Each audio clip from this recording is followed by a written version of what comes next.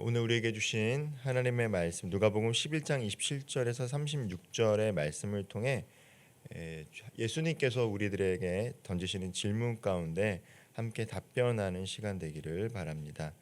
첫째로 오늘 이 세 가지를 함께 나누려고 하는데요. 먼저 예수님의 말씀을 통해서 우리가 기억해야 될 것, 진정한 복은 하나님의 말씀을 듣고 지키는 삶이다라는 것입니다. 오늘 본문 27절과 28절에서 주님 말씀하시는 내용입니다. 예수님께서 말씀을 전하고 계실 때였습니다. 한 여인이 무리 가운데서 큰 소리로 외칩니다. 당신을 뵌 태와 당신을 먹인 젖이 복이 있나이다. 누구를 칭찬하고 있습니까?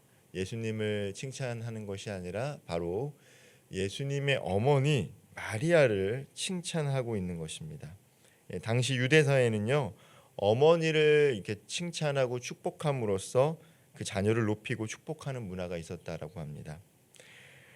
그러나 예수님은 그 여인의 말에 어떻게 대답했습니까? 오히려 하나님의 말씀을 듣고 지키는 자가 복이 있다라고 이야기하고 있습니다. 예수님의 어머니 마리아를 이렇게 높이고 있는데 거기에 대한 응답이 뭐냐면 하나님의 말씀을 듣고 지키는 것이 진정한 복이다라고 말씀해주고 계시는 것이죠. 예수님의 이 말씀은 오늘 이 복이 무엇인가 생각하는 우리들에게 질문을 던지고 있습니다. 진정한 복이 무엇인가? 우리가 살아가고 있는 세상은 어떻습니까? 어떤 혈통과 배경, 어떤 가문에서 태어났는가? 물론 그것이 정말 삶에 많은 영향을 미치지만 그것이 중요한 것이 아니다라는 것이죠. 성공과 부유함과 같은 외적인 조건을 통해 복을 정의합니다. 세상은 그렇습니다. 하지만 예수님은 단호히 그것을 넘어 하나님의 말씀에 귀를 기울이고 그 말씀대로 살아가는 것이 진정한 복이다라고 이야기합니다. 세상적으로 누리는 것보다 더 중요한 복, 그것은 하나님의 말씀을 듣는 것에 멈추는 것이 아니라 지키는 것이 바로 복이다라고 이야기하고 계십니다. 이것은 마리아를 염두에 두고 하신 말씀이기도 합니다. 그녀의 어머니를 두고 염두하고 하신 말씀이기도 하죠.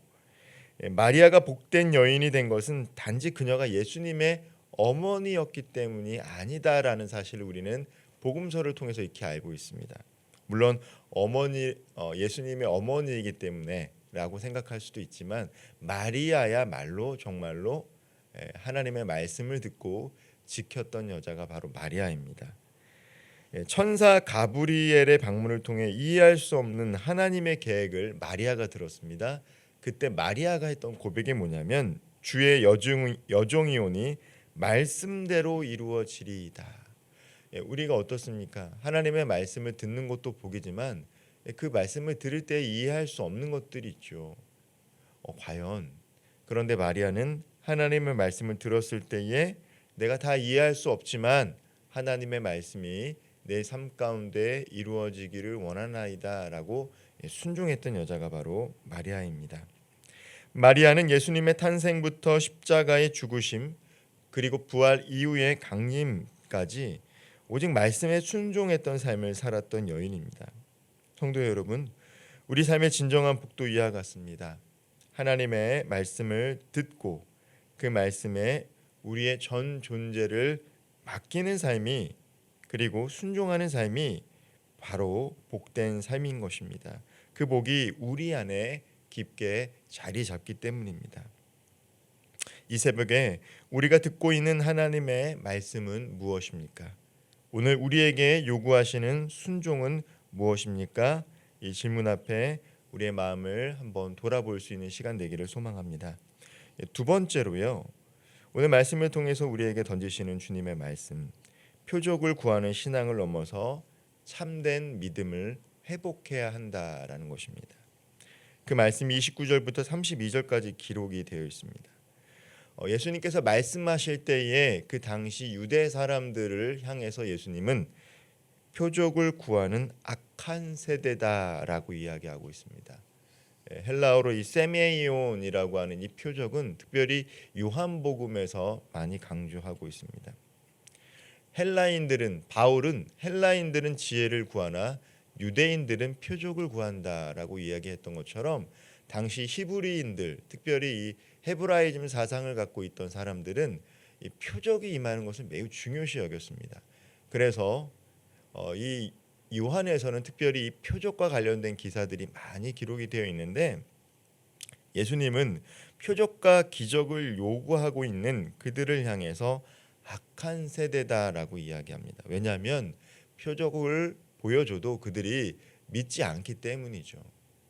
우리가 특별히 이제 요한복음을 읽어보면요, 요한복음 6장에서 예수님께서 오병이어의 기적을 베푸십니다. 그리고 나서 했던 말씀이 뭐냐면 오병이어의 기적 이외에 나는 생명의 떡이다라는 것이죠. 진정한 떡을 주시고 내가 그 떡보다 더 중요한 거는 생명의 말씀인 떡이 나다라고 이야기를 하시는데, 제자들조차도 표적을 보고도 그 말씀을 듣고도 떠나갔어요. 그렇기 때문에 예수님은 표적을 구하는 그 세대를 향해 악하다라고 이야기하신 것입니다. 주님께서는 그들에게 요나의 표적 외에는 다른 표적을 보이지 않을 것이다라고 단호히 말씀하셨어요. 여기서 말하는 요나의 표적이 무엇입니까? 요나는 이 아수르의 수도였던 이 니느웨 사람들에게 하나님의 심판을 선포했던 선지자입니다. 니느웨 성의 백성들은 그 요나의 경고의 메시지를 들었어요. 3일 길이었는데 요나는 단 하루만 걸었다라는 것이죠. 하나님께서 3일 동안 걸어서 말씀을 선포해야 되는 길인데 단 하루만, 그러니까 건성건성 그냥 회개의 메시지를 선포했습니다. 그런데 어떻습니까? 아수르 니느웨 성에 있던 왕과 백성들이 다 회개했다라는 거예요. 또한 남방의 여왕은 솔로몬의 지혜로운 말을 듣기 위해서 먼 길을 찾아왔던 여인입니다. 그러나 예수님은 솔로몬과 요나보다 훨씬 크신 하나님의 아들이다라고 스스로를 밝히고 계십니다.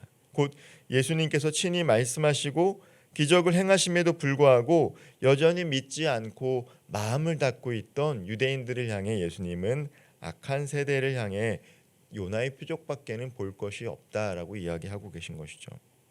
이 말씀이 오늘 우리에게도 큰 도전으로 다가옵니다.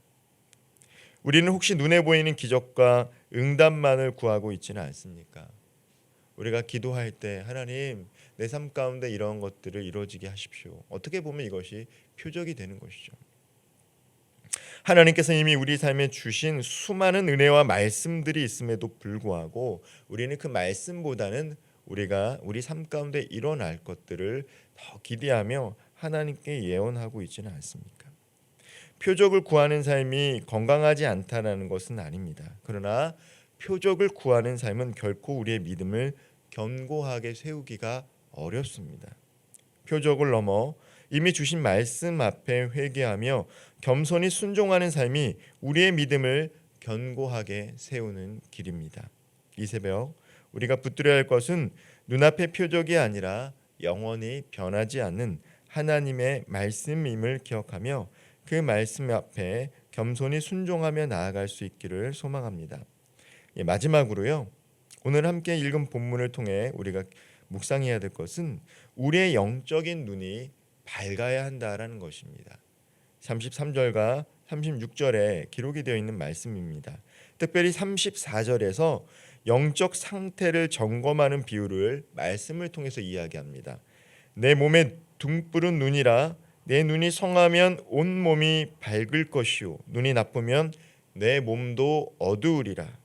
여기서 말씀하시는 눈은 우리의 영적인 시각을 의미합니다. 우리의 영적인 시각이 바르고 맑으면 우리의 삶은 빛 가운데 거할 수 있게 됩니다. 그러나 우리 영적인 눈이 흐려지면 어떻게 됩니까? 우리 삶 전체가 어둠에 빠지게 된다는 것이죠. 예수님은 내 속에 있는 빛이 어둡지 아니한가 보라라고 이야기하고 계십니다. 질문을 던지시는 것이죠.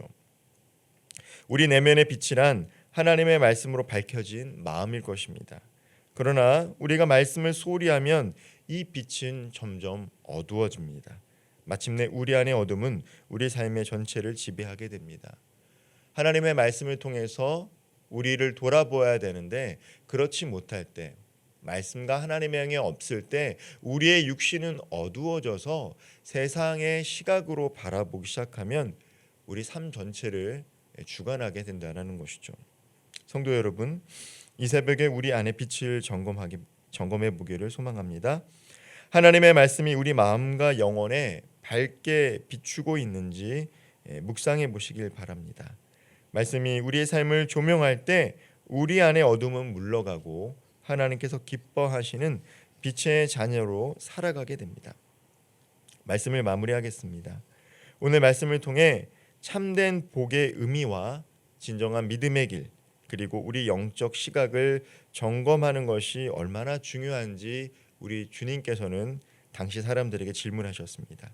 이 말씀 앞에 진실하고 겸손하게 반응함으로 하나님이 약속하신 참된 복을 누리며 살아갈 수 있는 저와 우리 모든 성도님들 되기를 주님의 이름으로 축원드리겠습니다.